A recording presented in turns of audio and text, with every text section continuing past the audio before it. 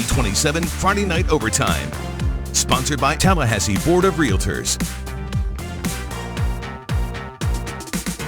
Hello, everybody. Welcome to week 11 of Friday Night Overtime, and we have got a good one for you guys tonight. I'm Sports Director Allison Posey. That dancing fool over there is Tom Tibbetts. That's a sprinkler? Is that what we're bringing it back? It is a sprinkler. Absolutely is.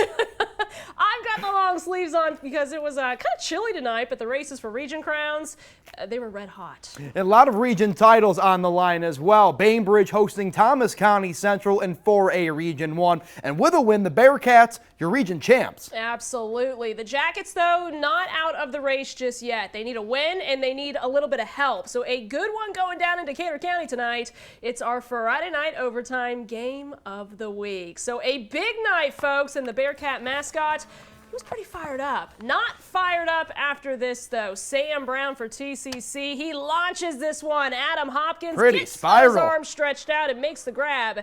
Easy TD for the Jackets. They take the early 7-0 lead. But this one far from over, folks. Tied at 7 in the second quarter. Bearcats looking to take the lead, and Bo Smith with plenty of time. A.J. Grant wide open in the end zone. Easy score. It's 14-7. Bainbridge looking to expand that lead. Smith to Zy Crispin, and he does the rest of the work. What? 58 yards to the house, and the Bearcats, they take the 21-7 lead with just over 3.5 minutes to go until the half. But just wait. We aren't done yet, folks. Ensuing kickoff, Trey Hewitt. Tell me you haven't heard that name before. Fields it inside the 10. He finds the sideline, and he's gone. 90 yards to the house, and it's 21-14 just like that. Jackets are fired up, but wait! What? We're not done yet. What? Bainbridge back on offense, looking to pass, and D. Reddick picking it off. That's a pick six, and we've got a tie ball game at halftime. But Bainbridge would shut it down from there, though. 38-21, your final. The Bearcats are your region champs. Oh, big win. Now, the Thomasville Bulldogs, they locked up AA Region 1, their crown last week, wanting a win for their seniors tonight, hosting BERRIEN. First quarter, no score. T-Ville driving. Malik Harper takes a handoff, gets to work, grabbing his lunch pail for a huge chunk of yardage for a first down, a little more. Fast forward a few minutes, and the Rebels have the Bulldogs on a fourth down inside the 5, and they're going to hold them with a nice stop defensively. But that momentum, short-lived, folks. Thomasville's next offensive possession, Shannon White going deep, spots a wide open Jordan Williams, juggles it a little bit, but it's a touchdown. Bulldogs. Thomasville rolls big tonight, 35-14. Another AA Region 1 game, this one for seeding. Cook hosting Fitzgerald. Third and long here for Cook, and they hand it off to Jamarian Walker. He breaks it up the left sideline, and he is gone for a Hornet touchdown. Extra point is blocked. Cook leads 6-0 to go in the first quarter. Fitzgerald's next drive. Purple Hurricanes. Donald Wilcox takes it on the direct snap. He gets the ball to the Hornet 5-yard line to set up second and goal to Norris Goodwin. He punches it in on the very next play. Fitzgerald goes on to get the win tonight, 46-26. Moving it down to Florida, the Chiles Timberwolves 1-1 in 7A District 2 play. Timberwolves at Leon tonight, who haven't won since week 1. To Gene Cox we go, where after a missed field goal by the Lions, Timberwolves go 4 plays, 65 yards for the touchdown by Trey Jones, makes it 7-0. Few minutes later, Jalen Jones runs it in for a 5-yard touchdown to bring the lead to 14-0 Chiles. Then, fast forward 7 minutes left in the second. Leon punting, but Antoine Cooper struggles to pick it up, and Leon's going to get great field position. Then on fourth down, Pooh Deshazier takes it in to cut the lead in half with 7 minutes left in the half. And after that, it was all Chiles in the second half. 2 rushing touchdowns by Jalen Jones, and Chiles holds off the Lions tonight 28-14. The Godby Cougars, they're on a 2-game win streak after starting the year 0-7, hosting Arnold tonight in a district matchup. First quarter, Arnold, Seth Hernandez, the keeper. He gets through some of the defense, and the Marlins settle for the yards they gain. Cougars now taking over. Christian Sims, he drops back here, and he finds Chase Gillespie, who carries it to the sideline. Hard for the defense to bring him down. They move the chains the following play. Sims decides to hand it off to who else but Chase Gillespie. The Marlins defense comes up with a big stop. Godby finds the end zone plenty of times, though. 45-26 the final. Cougars win their 3rd straight game. Suwannee Bulldogs looking for their first win in 5A, too. Hosting Baker County, who's 3-0 in district play. Wildcats up 7-0. Noah Ray connects with Jamon Ruiz for 86 yards. The score is 14-0. Second quarter, Ray going with Josh Holmes, this time short yardage touchdown. This team, just nothing the Bulldogs could do. 42-21, Baker County on top. Hey, cheerleaders, you know what to do. Take us to break. You're watching Friday Night Overtime on ABC 27's.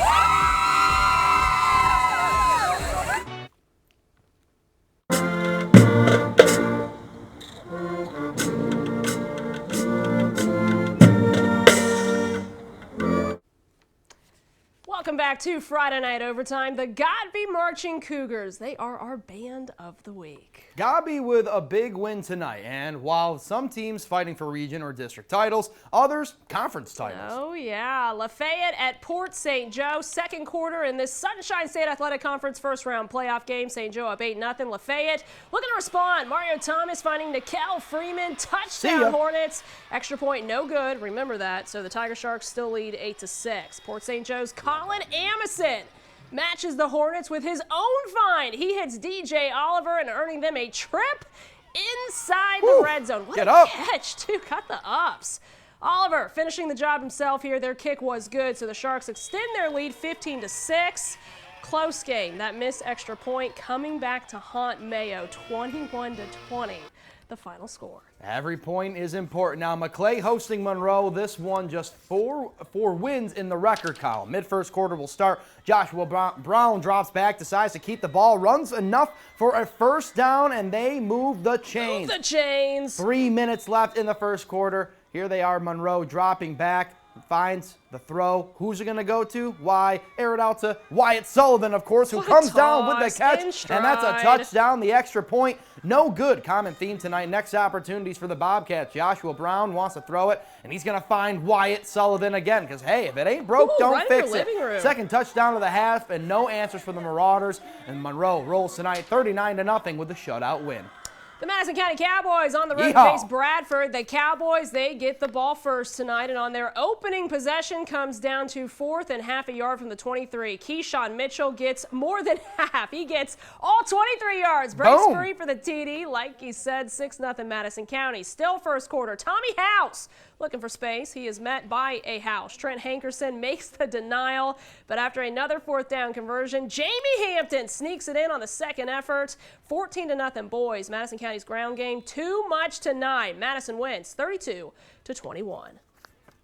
Gadsden County at Mosley, and one of Mosley's players died in a motorcycle accident earlier this week, so an emotional game. Gadsden County picking up a big sack here, and later Cameron Upshaw coming up with a big INT, making sure the Dolphins stay off the scoreboard. And a lot of defense in this one. Gadsden County putting the first points on the board with this field goal, and this one would be settled in double overtime. Gadsden County wins 23-17, beating previously unbeaten Mosley. Big win for the Jags. Now the Brookwood Warriors on a 3-game win streak tonight, hosting rival VALWOOD, and a win keeps them in the driver's seat for the GISA Region 3 crown in AAA. This game, it's a big one, so bragging rights, they're kind of on the line too. Brookwood head coach Shane Boggs, he knows that. So opening quarter we start, VALWOOD defense shining early. A host of Valiant swarm to the ball, but Worth Kimber with the initial contact. Warrior offense would get going soon after. Raj Waldrop dials up a BUT. Kelton Lewis makes the catch in the end zone for 6 points. PAT makes it 7-0. But wait! There's more.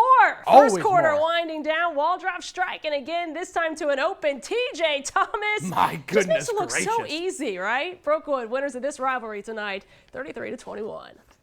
In 6A, the Valdosta Wildcats facing Lee County, who leads Region 1. Lee looking to make it 4 in a row. Meanwhile, the Cats playing their first game with Coach Shelton Felton as the guy, hoping to end their 2021 season 500. They're attacking early. Willie Allman keeps it, but he's wrapped up by a host of Trojans. Loses one on the play. Lee would strike later. Christopher Martin is going to find Javel Ferguson, and he's going to do the rest. He'll find the pylon, and Lee County takes an early 7-0 lead.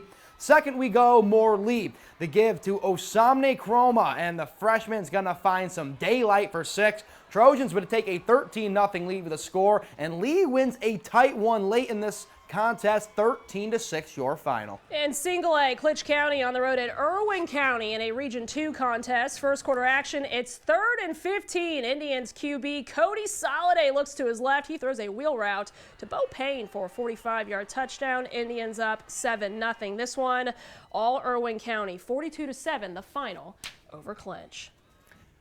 Flashback Friday time, folks. Friday! CAIRO had a big game at Dougherty last night, 4A Region 1. Second quarter, Syrup Makers up 3-0. 4th and 5 and going for it. Braylon Robinson rolls right, comes back, finds Mo Wilson wide open, and that makes it 10-0 Makers. A little bit later, Trojans take advantage of a botched CAIRO onside kick. First and goal, Cam Davis going outside. He goes untouched to the end zone. Still 10-7 CAIRO, but CAIRO in a really good contest gets the 24-21 win. Thursday Night Lights continuing. Lincoln in a district matchup with Fort Walton Beach. Old Lincoln High School grads recognized at halftime last night, and they got a show too. Heading into the second half of 14-0. Trojans moving the rock. Perry Fisher to Jalen Oliver. The first down, a little bit more. Fisher scrambling here, keeps his eyes downfield, hits Oliver in stride for the score. This is my favorite part. What's up, Jalen? How you doing? Trojans try for 2. They get it, winning big. 32-0. Full night of high school scores. A lot of region champions to talk about. Watch it all again on the website, WTXL.tv.